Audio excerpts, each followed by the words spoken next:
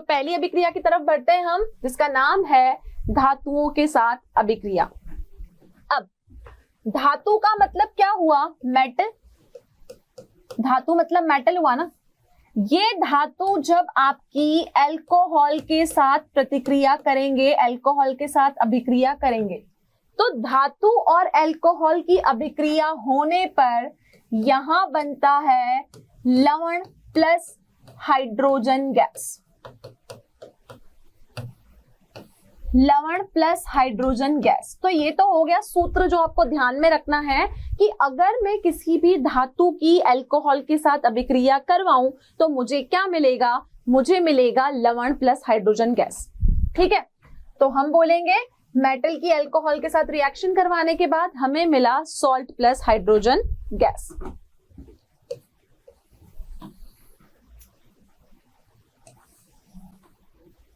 Clear बच्चों?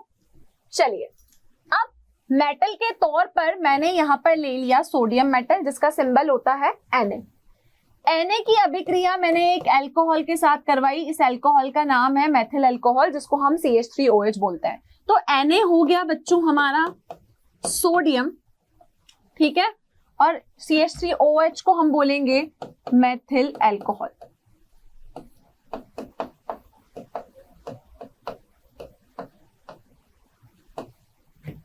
ठीक है, अब यहां पर अभिक्रिया में आपका होगा क्या?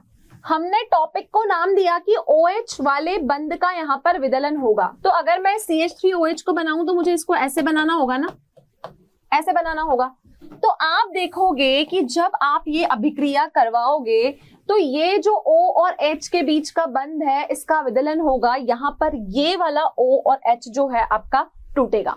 तो ये बंध टूटने के बाद इस अभिक्रिया में आपको मिलेगा CH3ONA प्लस यहां से मैंने बोला क्या निकल जाएगी? हाइड्रोजन गैस निकल जाएगी। तो प्यारे बच्चों, आप यहां देख सकते हो कि ये जो बंध यहां पर टूटा O और H का, तो इस टॉपिक का नाम ही यही है कि हम OH बंध का विदलन करेंगे और जैसे ही आपके OH वाले बंध का विदलन होता है H यहां से निकल जाएगा बाहर हाइड्रोजन गैस के रूप में और Na आके यहां पर जुड़ जाएगा। अब यहां पर ये जो बना है इसका नाम है सोडियम मेथेनोइड। इसको हम क्या नाम बोलेंगे? इसका नाम है सोडियम मेथेनोइड। ये हुआ हमारा सोडियम मेथेनोइड। ठीक है, और साथ में यहां पर क्या निर्माण हुआ? यहां पर निर्माण हुआ हाइड्रोजन गैस का। तो ये अभिक्रिया हुई आपकी धातुओं के साथ अभिक्रिया, जिसमें हमने OH वाले बंध का विदलन किया। ये थी आपकी अभिक्रिया नंबर 1। अब हम यहाँ पर एक और अभिक्रिया करेंगे।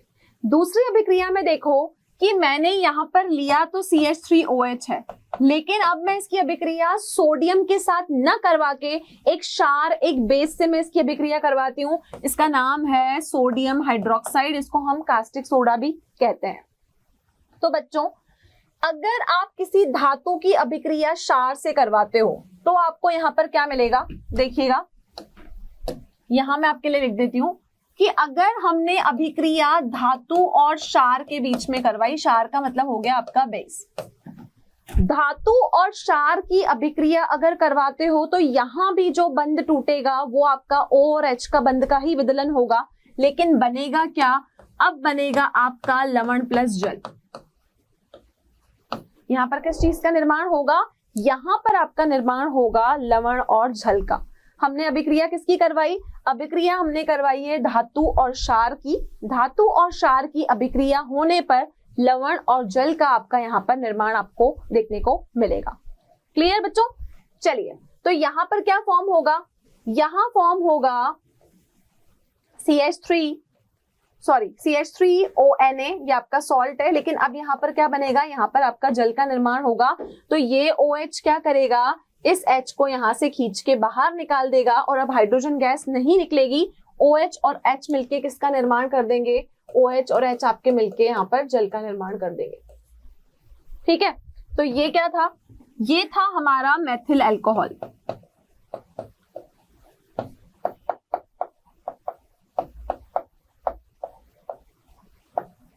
ये क्या था? ये था आपका सोडियम हाइड्रोक्साइड, जिसको आप कास्टिक सोडा भी कहते हो।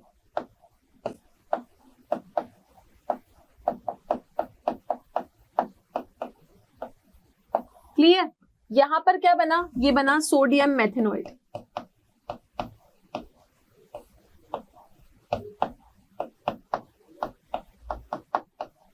यहां पर क्या निर्माण हुआ, यहां निर्माण हुआ अब हाइड्रोजन का नहीं, जल का। तो ये अभिक्रिया कौन सी थी? मैंने अभिक्रिया करवाई धातु की अल्कोहल के साथ और धातु की क्षार के साथ, बेस के साथ। तो मुझे मिला क्या, मुझे मिला लवण। और पहली अभिक्रिया में हमें हाइड्रोजन गैस मिली, दूसरी अभिक्रिया में हमें जल मिला। और हमने ये देखा कि यहाँ पे जो बॉन्ड ब्रेक हुआ वो किसके बीच का हुआ, O और H के बॉन्ड का, आबंध का यहाँ पर विदलन हुआ। क्लियर इतना? चलिए, अब धातुओं के साथ अभिक्रिया के बाद हमारी जो दूसरी अभिक्रिया है वो है एल्कोहलों की अम्लता, मतलब एल्कोहल्स का एसिडिक कैरेक्टर। कैसे जानेंगे कि एल्कोहल का एसिडिक कैरेक्टर क्या होता है? बच्चों, एल्कोहल मतलब ROH। यहां भी कौन से बंध का विदलन होगा? यहां भी जब O और H के बीच का बॉन्ड टूटेगा ना, तभी हम उसकी अम्लता के बारे में कुछ कह सकते हैं। अभी मैंने आपको एक चीज बताई कि जब O और H के बीच का बॉन्ड टूटता है ना, तो O के ऊपर पार्शियल नेगेटिव चार्ज आ जाता है और H के ऊपर पार्शियल पॉजिटिव चार्ज आ जाता है। ये बात सभी बच्चे आप लोग जानते हो। होगा क्या, आपने लिया कोई भी अल्कोहल, ये अल्कोहल लिया मैंने ROH, ठीक है। अब OH का मतलब है कि O नेगेटिव H पॉजिटिव। तो आप देख रहे हो कि ये सभी क्रिया में क्या दे रहा है, ये H दे रहा है। क्या दे रहा है? H दे रहा है। और H भी कौन से दे रहा है? H पॉजिटिव दे रहा है। अब बच्चों, एक इंपॉर्टेंट मुद्दे की बात ये है, हम कहते हैं कि जो हमको H पॉजिटिव दे, जो हमको H पॉजिटिव दे वो क्या कहलाता है? वो अम्ल कहलाता है। वो क्या कहलाता है? अम्ल कहलाता है। तो इसका मतलब ये ROH का बॉन्ड टूटने पे मुझे H पॉजिटिव दे रहा है, तो मैं कह सकती हूँ कि हमारा जो अल्कोहल है वो उसका नेचर कैसा है? उसका नेचर अम्लीय है, ठीक है। अब बच्चों, ये जो H प्लस दे रहा है ना, ये H प्लस जो देता है ये थोड़े कम देता है, ज्यादा H प्लस नहीं देता।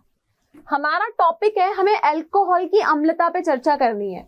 ये जो आपको O और H का बंध टूटने पे जो H प्लस दे रहा है ना, ये बहुत ज्यादा नहीं देता, ये कम देता है। तो जो कम देगा वो कम अम्लीय होगा, जो ज्यादा देगा वो ज्यादा अम्लीय होगा। तो यहाँ पर ये H प्लस आयंस जो है ये आपको कम दे रहा है। तो अगर ये H प्लस आयंस को आपको कम देता है तो मैं बोलूंगी कि ये हमारा अम्लीय कम है। तो बच्चों, अगर ये कम अम्लीय है तो हम बोलेंगे कि CH3 CH2OH, क्या नाम है इसका? 2 कार्बन, मतलब इसका नाम हुआ एथेनॉल, ठीक है। तो एथेनॉल जो है वो हमारा कम अम्लीय है, किसके कंपैरिजन में? जल के कंपैरिजन में, ठीक है। H2O जल होता है, इसमें भी HOH होता है। तो हम बोलेंगे क्योंकि ये H प्लस आयंस आपके कम देता है तो ये अम्लीय कम है, लेकिन इसके कंपैरिजन में जो हमारा जल है, जो हमारा H2O है वो ज्यादा अम्लीय है। H2O ज्यादा अम्लीय है। किससे अम्लीय है ज्यादा? अल्कोहल से, ठीक है। Golden point, remember, remind it every time, ठीक है। अब H2O मेरा ज्यादा अम्लीय है किससे? अल्कोहल से, ठीक है। अब मैं आ जाती हूँ फिनोल पे। फिनोल का मतलब होती है आपकी बेंजीन की रिंग के ऊपर आपका OH ग्रुप। फिर बारी आती है फिनोल की। ये हो गया आपका फिनोल, ये इससे कम अम्लीय है। अब मैं बात करती हूँ किसी भी एल्कीन की। एल्कीन का मतलब CH ट्रिपल बॉन्ड CH, तो ये तो और ज्यादा कम अम्लीय है। तो अगर हम इनकी अम्लताओं पर चर्चा करें तो जो अम्लता है वो H2O की ज्यादा है, CH3 CH2OH की कम है, फिनोल की उससे कम है, और अगर मैं एल्कीन की बात करूंगी तो उसकी बिल्कुल ही कम है। तो बच्चों, अगर एग्जाम में क्वेश्चन पुट अप होता है अम्लता के ऊपर, तो आप देखोगे जल की अम्लता सबसे अधिक, उसके बाद अल्कोहल की, उसके बाद फिनोल की, और उसके बाद किसी भी एल्कीन की। तो आपको कुछ भी इंक्रीजिंग या डिक्रीजिंग ऑर्डर में अगर अरेंज करने के लिए आता है तो आप इनकी अम्लता को ऐसे अरेंज करोगे। अब एक और चीज है, ये तो हुआ आपका जल, ये हो गया आपका एथेनॉल, ये हो गया आपका फिनोल, और ये आपका हो गया एल्किन, ठीक है। अम्लता को बताने के लिए हमेशा O और H का जो आबंध है वही आपका टूटता है। CH ट्रिपल बॉन्ड CH में कोई OH का बॉन्ड ही नहीं है, कोई OH का आबंध ही नहीं है, तभी अम्लता के रूप में हमने इसको सबसे पीछे पीछे लिखा है। ये ऑर्डर कैसा है? ये आपका इंक्रीजिंग ऑर्डर है, बढ़ता हुआ क्रम, ठीक है। लेकिन इस पूरी अभिक्रिया को समझने के लिए, अल्कोहल की अम्लता को समझने के लिए यहां पर आप देखोगे कि यहां पर एक अपवाद है। क्या है यहां पर? अपवाद। अब ये अपवाद कौन है? ये अपवाद है आपका मेथेनॉल।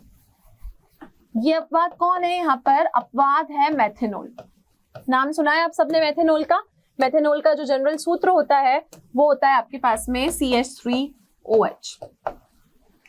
अब मैंने इस मेथेनॉल को अपवाद क्यों कहा? बच्चों, मेथेनॉल में एक ही कार्बन है, प्रोपेनॉल से, एथेनॉल से सबसे कम कार्बन है, लेकिन फिर भी इसकी अम्लता ज्यादा है। इसकी अम्लता ज्यादा है, ये एक अपवाद है, तो अपवाद को आपको ध्यान में रखना है। तो मैं क्या बोलूंगी कि सबसे ज्यादा अम्लता हुई मेथेनॉल की, उसके बाद आ गया आपका जल, उसके बाद अब आएगा एथेनॉल, ठीक है, उसके पीछे आएगा फिनोल, उसके पीछे आएगा फिनोल, और सबसे एंड में कौन आएगा? एंड में आ जाएगा CH ट्रिपल बॉन्ड CH, इसका नाम है एल्कीन। तो अब ये जो ऑर्डर मैंने यहां पर लिखा, ये हुआ आपका बढ़ता हुआ क्रम, इंक्रीजिंग ऑर्डर। मैंने ऊपर और नीचे यहाँ पर क्या चेंज किया? सिर्फ मैंने सबसे आगे अब किसको लगा दिया? सबसे आगे बच्चों मैंने यहाँ पर मेथेनॉल को लगा दिया। यहाँ पे सबसे पहले कौन लग गया? सबसे पहले यहाँ पर आपका मेथेनॉल लग गया। तो जो अपवाद है वो आपको ध्यान रखना है कि मेथेनॉल में भले ही कार्बन परमाणुओं की संख्या कम है, कम होने के बावजूद भी जो हमारा CH3OH है वो सबसे ज्यादा अम्लीय है। क्लियर? तो ये तो थी आपके अल्कोहलों की अम्लता के बारे में बात। आगे हमें पढ़ना है फिनोल की अम्लता के बारे में। चलिए बच्चों, तो अब हम बात करते हैं फिनोल की अम्लता के बारे में। तो फिनोल की अम्लता से यहाँ पर क्या मतलब है कि आपका जो बेंजीन रिंग के ऊपर ग्रुप होता है OH, उसको हम फिनोल कहते हैं। वो जब भी किसी मेटल के साथ रिएक्शन करता है ना, तो मेटल के साथ रिएक्शन करने पे वो एक अपना अलग कैरेक्टर जो है वो यहाँ पर दर्शाता है। तो हम बोले कि अगर फिनोल की रिएक्शन किसी सोडियम, एल्यूमिनियम या सोडियम हाइड्रोक्साइड के साथ हुई, तो यहाँ पर उसको अम्लता को समझने का जो मेन जरिया है वो हमारे पास एक ही है कि हम फिनोल की जो अनुनादी संरचनाएं हैं उनको हम डिटेल में समझें। तो देखिए, हम यहाँ पर सबसे पहले फिनोल की अनुनादी संरचनाओं से, फिनोल की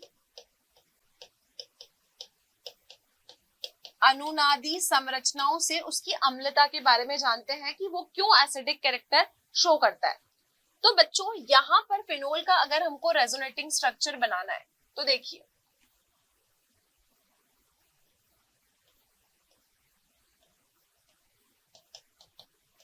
ये हुआ आपका फिनोल का स्ट्रक्चर। हम 2 इलेक्ट्रॉन को यहाँ शिफ्ट करेंगे, नेगेटिव चार्ज हमारा यहाँ आ जाएगा।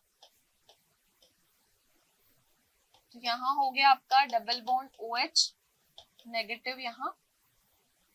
अब नेक्स्ट स्टेप में ये आपका यहाँ और ये बॉन्ड आपका इधर शिफ्ट हो जाएगा। तो ये दोनों बॉन्ड यहाँ आ जाएंगे, नेगेटिव चार्ज आपका यहाँ। तो ये हो गया double bond OH। Next structure में क्या होगा? ये बॉन्ड आपका यहाँ, ये बॉन्ड आपका इधर शिफ्ट, नेगेटिव चार्ज आपका यहाँ, ये बॉन्ड यहाँ, ये बॉन्ड यहाँ। क्लियर? नेक्स्ट स्टेप में क्या होगा? ये आपका यहाँ,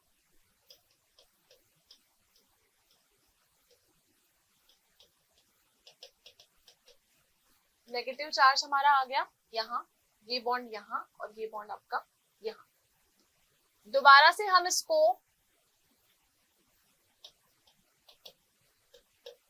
शिफ्टिंग करेंगे तो ये स्ट्रक्चर हमें दोबारा 1 2 3 4 5 6 H और ये मिल जाएगा आपको बॉन्ड यहाँ, ये बॉन्ड यहाँ और ये बॉन्ड यहाँ।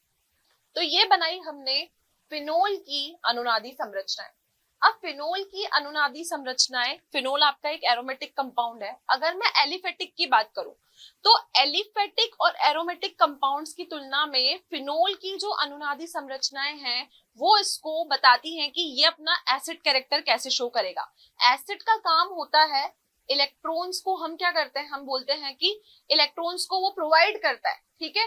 तो यहाँ पर इलेक्ट्रॉन घनत्व बढ़ने से ये क्या करता है, ये इसकी स्थायी अनुनादी संरचनाएं इसको और एसिडिक बनाती है। अगर मैं यहाँ पर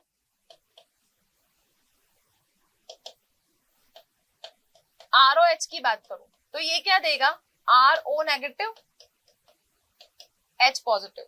लेकिन अगर यही केस हम फिनोल की बात करें, किसी एरोमेटिक की बात करें, तो ये देगा ArO नेगेटिव H पॉजिटिव। इसका क्या मतलब हुआ कि जैसे अगर ये फिनोल की हमारे पास में रिंग है, ये यहाँ पर आपके एरो रिवर्सिबल होंगे, तो ये क्या देगा, ये फिनोल क्या देगा, ये आपको फिनॉक्साइड आयन देगा, ठीक है। तो हम ये बोलेंगे कि जो एलिफेटिक है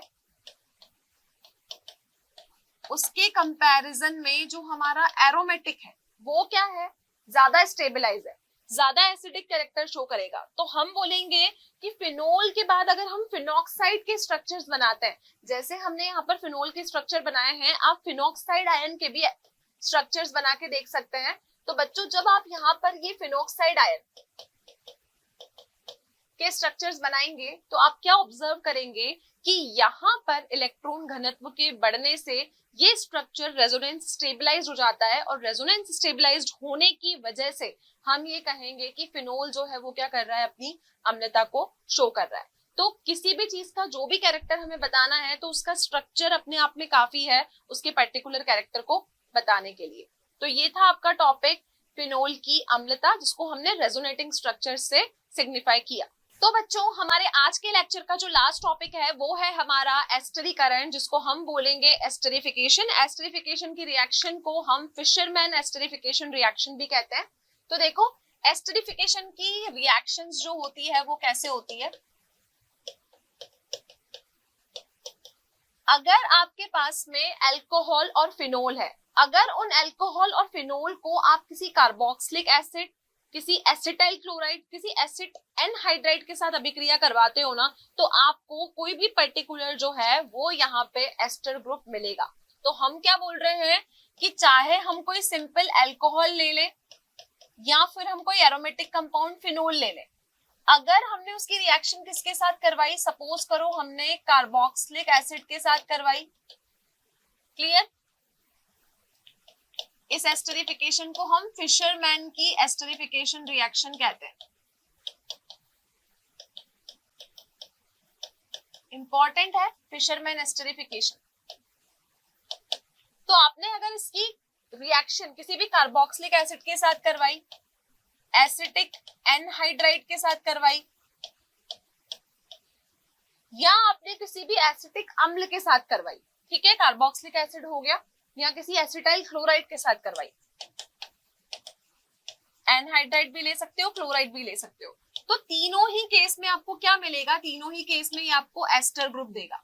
लेकिन कंडीशन क्या है कि जब आप एसिटाइल क्लोराइड के साथ अभिक्रिया करवाते हो, ये क्लोराइड वाली जो आपकी अभिक्रिया है, ये क्लोराइड वाली जो अभिक्रिया होगी आपकी, ये हमेशा सिर्फ पिरिडिन की उपस्थिति में ही होगी। किसकी उपस्थिति में करेंगे इसको हम हमेशा पिरिडिन की उपस्थिति में करेंगे। तो देखो हम लेके चले R या फिर AR भी हो सकता है OH, पहली रिएक्शन।